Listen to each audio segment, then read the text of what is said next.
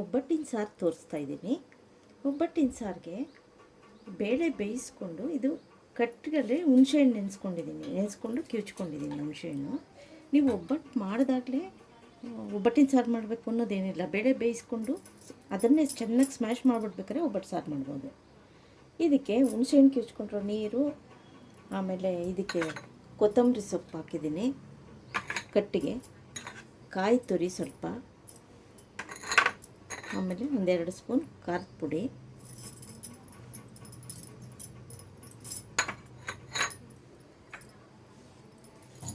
ಉಪ್ಪು ರುಚಿಗೆ ತಕ್ಕಷ್ಟು, ಆಮೇಲೆ ಸಾಸಿವೆ 1 ಸ್ಪೂನು, ಮೆಂತ್ಯ ಅರ್ಧ ಸ್ಪೂನು, ಜೀರಿಗೆ 2 ಸ್ಪೂನು. ಇದಿಷ್ಟು ಹುರಿದು ಪುಡಿ ಮಾಡಿ ಇಟ್ಕೊಂಡಿದ್ದೀನಿ. ಅದು ಇದರೊಳಗೆ ಬೆರೆಸ್ಕೊತೀನಿ.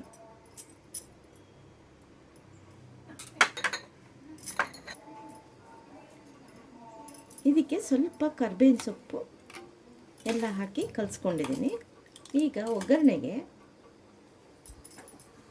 1 ಸ್ಪೂನ್ ತುಪ್ಪ, 1 ಸ್ಪೂನ್ ಎಣ್ಣೆ ಹಾಕ್ಕೊಂಡಿದ್ದೀನಿ. ಇದಕ್ಕೆ ಸಾಸಿವೆ, ಇಂಗು ಸ್ವಲ್ಪ,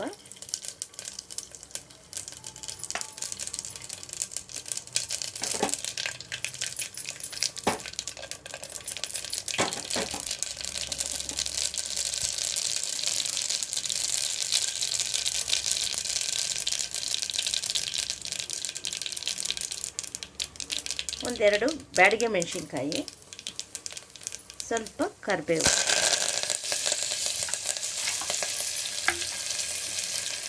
ಈಗ ಎಲ್ಲ ಮಿಕ್ಸ್ ಮಾಡಿಕೊಂಡಿರೋದು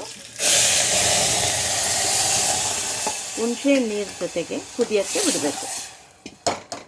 ಇದಕ್ಕೆ ಸ್ವಲ್ಪ ಬೆಲ್ಲ ಹಾಕ್ಕೋಬೇಕು.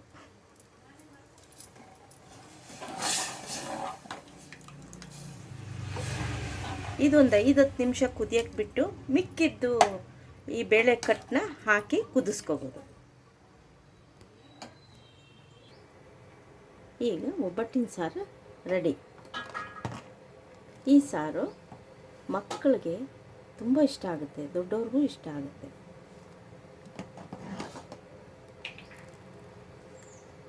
ಈಗ ಒಬ್ಬಟ್ಟಿನ ಸಾರು ಚೆನ್ನಾಗಿ ಕುದಿಸಿ ಒಂದು 10-15 ನಿಮಿಷ ಕುದಿಸಿ, ಆಮೇಲೆ ಲಾಸ್ಟಿಗೆ ಸ್ವಲ್ಪ ಕೊತ್ತಂಬರಿ ಸೊಪ್ಪು ಹಾಕಿದ್ರೆ ಸಾರು ರೆಡಿ.